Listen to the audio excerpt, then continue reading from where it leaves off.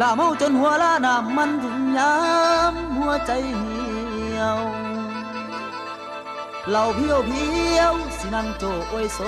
ลางระวางใจละปิดบัญชีหักไว้เอาคนใหม่เข้าเลือนหอ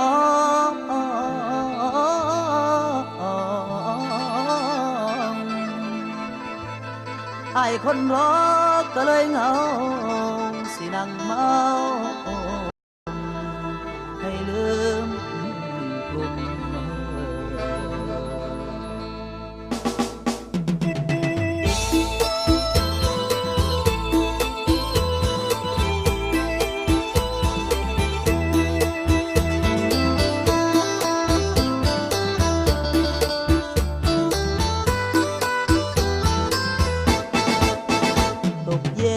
หลังงานกินดองแต่อ้ายนั่งมองนั่งนองน้ำตาส่งผู้บ่าวสาวไม่เบาเสียงคนเฮฮาอ้ายอำลา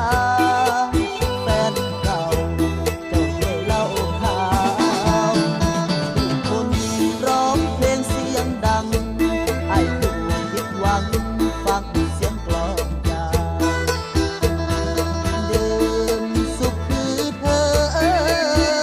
ไอ้ซึมเสอกินน้ำเมาสิทธิ์ของเราคือแฟนเก่าเจ้ายื่นให้มา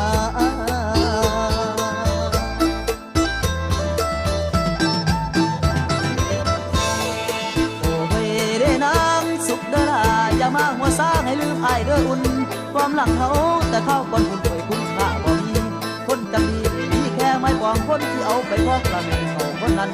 คุณเฮาสั่นบ่ถึงกันคือว่าถึงสิฮักเขาว่าก็ยังเพียงหายลืมเสื้ออายให้เจ้าปล่อยวางป่าอายขอลาตาหวานบ่เป็นมัดหวังกันตะวัน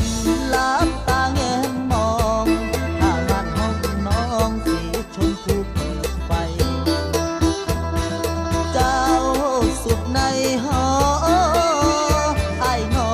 สิ้นหนทางไปนั่งถอนใจ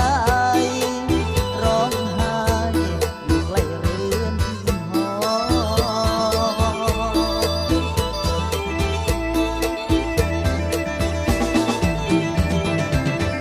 ถึงวันหอความหวังที่รอมันสูญสิ้นทุกอย่างไปคนทางคุณสายภูเขาไปคำบอกแต่เดิมไอ้แห้งเติมเติมความเหงาให้เธอเขาสุขอยู่ดีเด้อน้องก็กัดของสีมองใจแล้วแต่ถึงที่นี่หักแท้ก็ย้อนแท้แก่เขานักเมาล้างความเสียใจตั้งมือให้ไอ้เป็นแฟนเดิมกลุ่มใจอาวรณ์ภาพหลอนปวดใจเหลือเกินหัวใจจะคลายมอง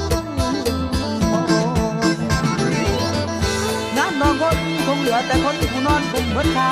วาสนาสตาจังไอของหวังนักบ่มีเจ็บตอนนี้บ่มีผู้มองเดียวเจ็บตอนนี้บ่มีผู้มองเดียวเอาเหล่าขาวเพียวอย่างเดียวสิ้น